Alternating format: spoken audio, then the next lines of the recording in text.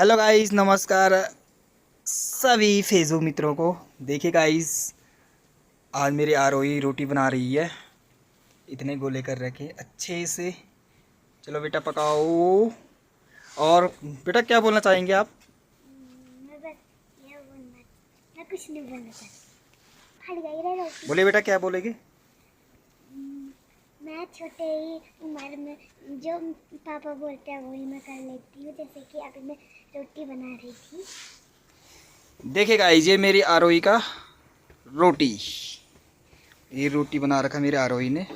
अच्छे से बना लेती है। छोटी सी उम्र में सब कुछ कर लेती है।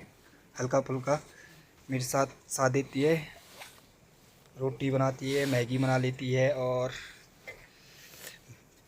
चाय कॉफ़ी सब बना लेती है। और ये हमारे चाचा जी हैं, इसके बुआ जी।